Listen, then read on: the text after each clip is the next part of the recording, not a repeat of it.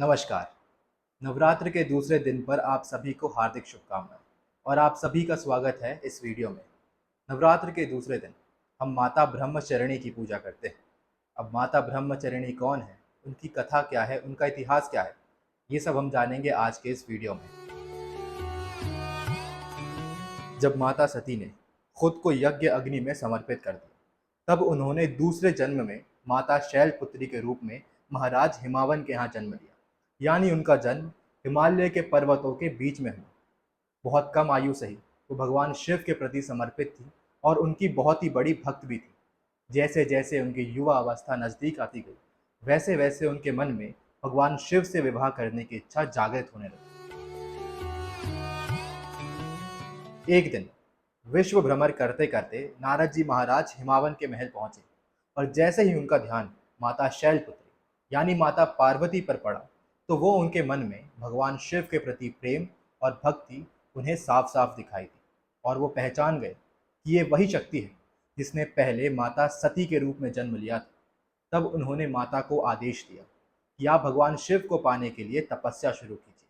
केवल उसी मार्ग से आप भगवान शिव का ध्यान आकर्षित कर सकती हैं। नारद जी के आदेश के बाद माता पार्वती ने घोर तपस्या का आयोजन किया, जो कई हजारों वर्षों तक चला, जिसमें उन्होंने सब कुछ त्याग दिया, अपना महल, अपना परिवार, और केवल पर्वतों और वनों में निवास करती और केवल फलों और पत्तों का सेवन करती और कभी कभी तो कई कई वर्ष खाली पेट तपस्या करती।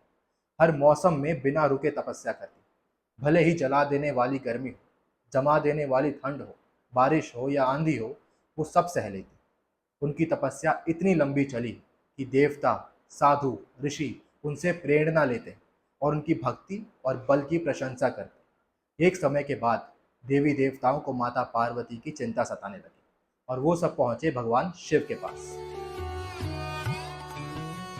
जब सभी देवी देवताओं ने भगवान शिव के प्रमुख माता पार्वती की अटूट भक्ति और घोर तपस्या की बात रखी और उनसे अनुरोध किया कि वो माता पार्वती की इच्छा पूरी करके उनकी तपस्या का अंत करे, तो वो फौरन माता पार्वती के सामने गए और भगवान शिव ने माता पार्वती को देखते ही पहचान लिया कि ये वही शक्ति है जिनसे सदियों पहले वो बिछड़ गए थे।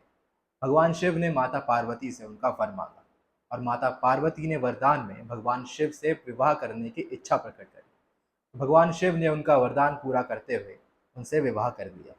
माता ब्रह्मचरिणी का नाम पड़ा उनकी घोर तपस्या की वजह से और कई वर्षों तक अटूट ब्रह्मचर्य पालन करने की वजह से। माता ब्रह्मचरिणी के दाएं यानी सीधे हाथ में जपमाला है और बाएं यानी उल्टे हाथ में कमंडल है। माता ब्रह्मचरिणी भक्ति, धैर्य, त्याग और बल का प्रतीक है और इनकी पूजा से शांति और गुण मिलते हैं और कठिनाइयों से मुक्ति भी मिलती है और इनकी आराधना से आपका स्वाधिष्ठान चक्र भी जागृत होता है। तो ये थी कथा माता ब्रह्मचरिणी की।